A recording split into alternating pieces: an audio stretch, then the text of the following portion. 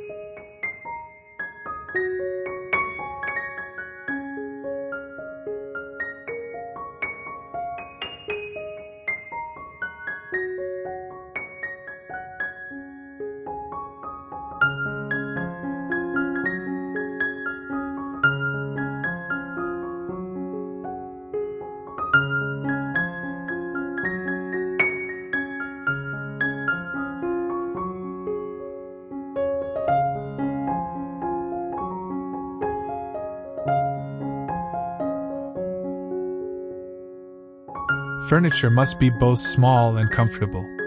I pick a folding bistro chair with a padded seat and a low side table that can hold a cup and a book.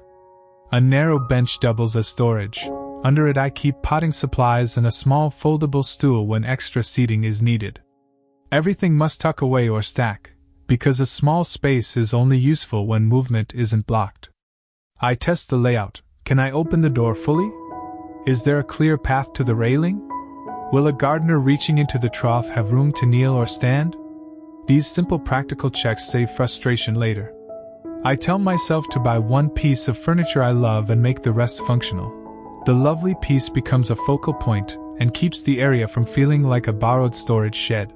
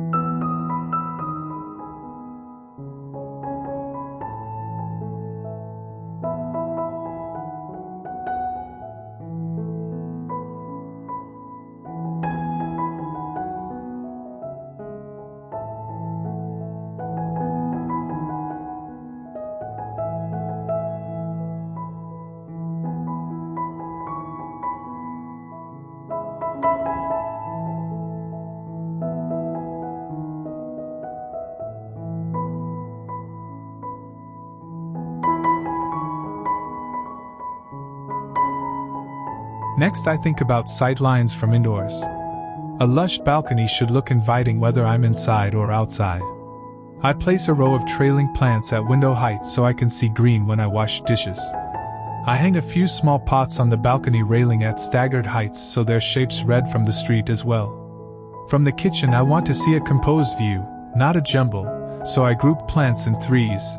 Odd numbers read as intentional. The combination of a tall vertical plant near the door, a trio of medium pots along the guardrail, and a low tray of succulents near the floor gives a layered effect that draws the eye up and down.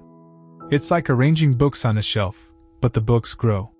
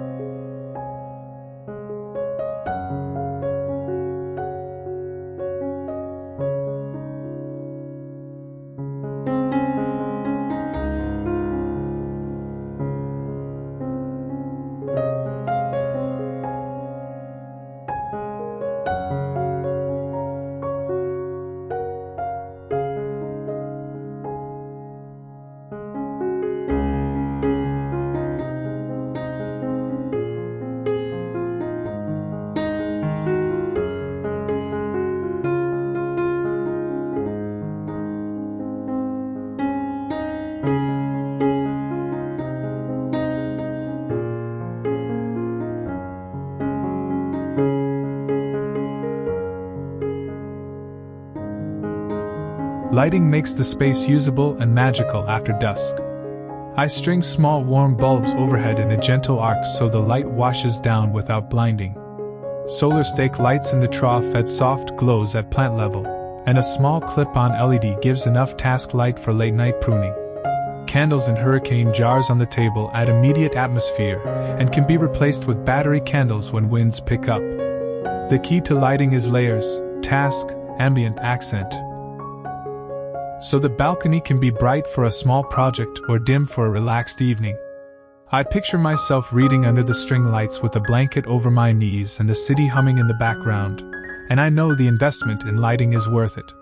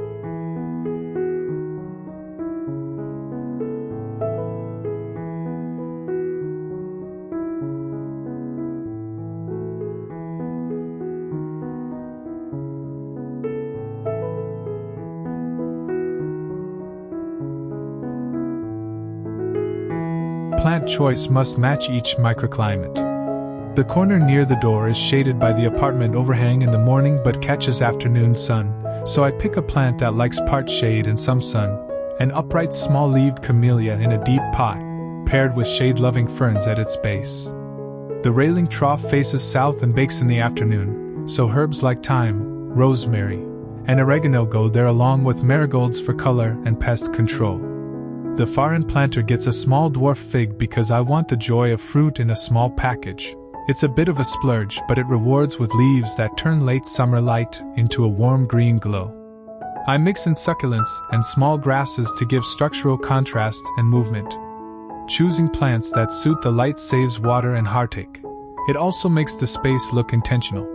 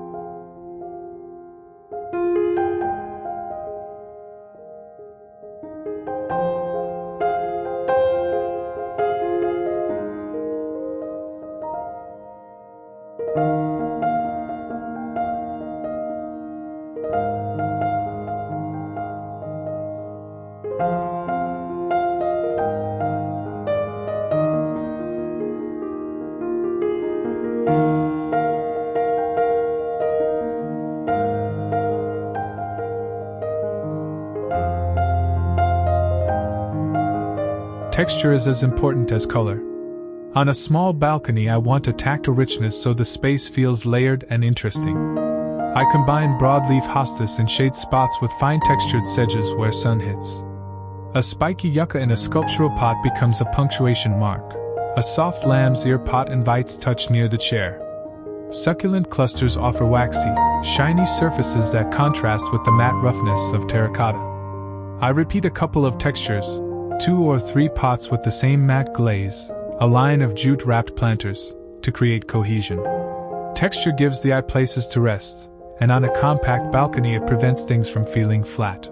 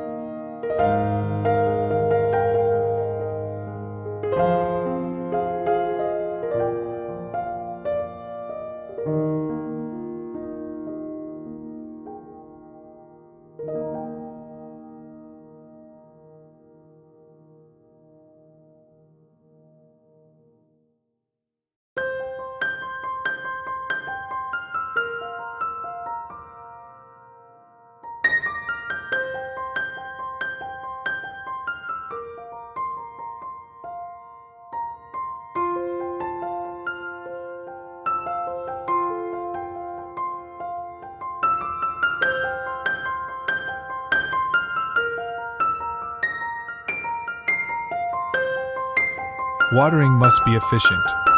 Containers dry faster than beds, so I group pots by water need, thirsty pots together and drought-tolerant ones elsewhere.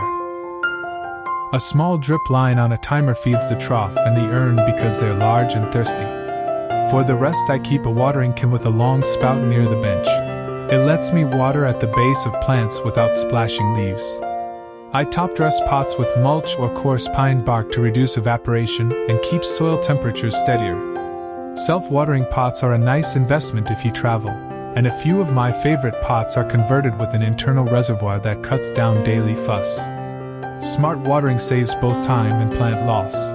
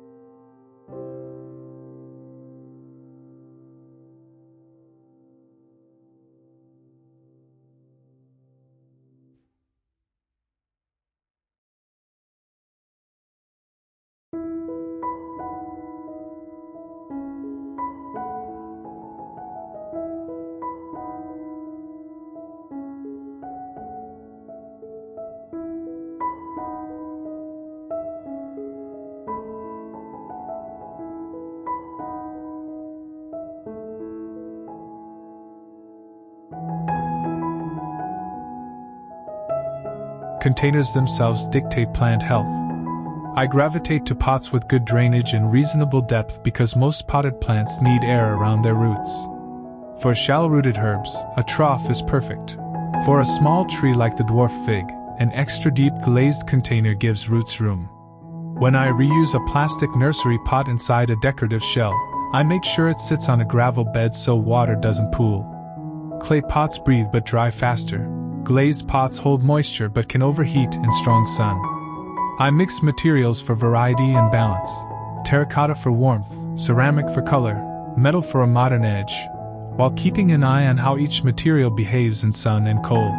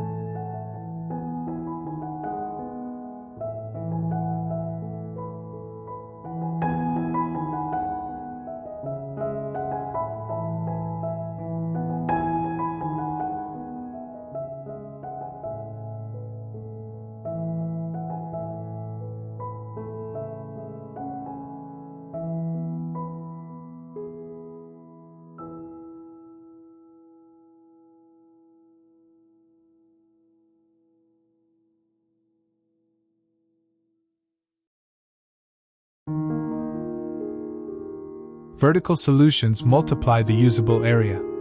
I install a vertical panel of pocket planters against a blank wall to host salad greens and small herbs. A narrow trellis supports a climbing bean and morning glory along the railing, adding privacy and a layer of green without stealing floor space. Hanging planters with trailing string of pearls and ivy soften the overhead line and make the air feel full. I also repurpose an old ladder as plant shelving. Each rung holds a small pot or a tray, turning an otherwise dead vertical into a living display. Vertical gardening is the best trick for small spaces because it converts plain walls into active growing areas.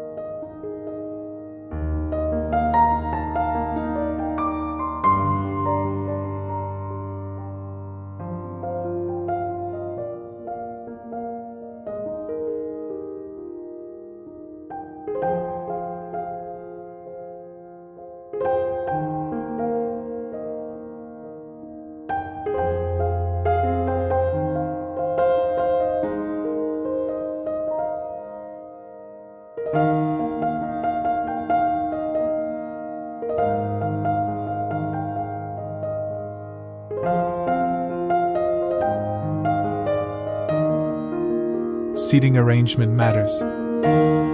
Even on a narrow balcony, I create a cozy little conversational nook by angling the chair toward the view and adding a small stool that doubles as a plant stand. I place a narrow bench along the wall so one person can stretch out, and a folding bistro set fits flatter against the door when not in use. The furniture is light and movable because flexibility matters. Sometimes I push things aside for yoga or to sweep. I include soft cushions and weatherproof fabric to make the space hospitable. Comfortable seating teaches me to use the balcony daily rather than treat it as an afterthought.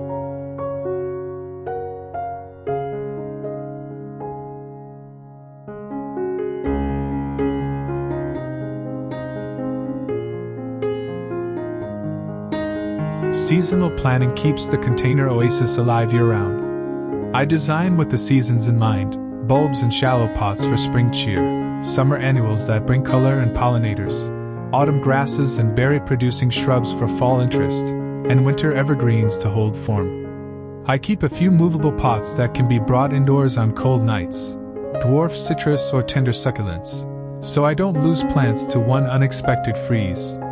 Seasonal swaps are part of the ritual. Swapping a tray of villas into a railing trough in late fall transforms the look without major expense. The balcony becomes a sequence of small stage sets through the year.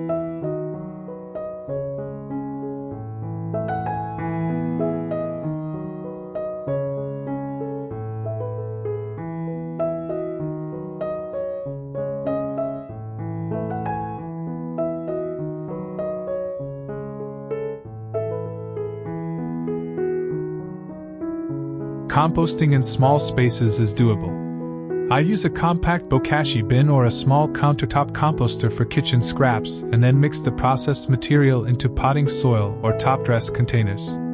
The nutrient return is small but meaningful, and it cuts down on waste. A bag of leaf mold from community drop-off sites is great for improving soil structure and is often free. Composting helps close the loop and keeps my container Oasis more self-reliant.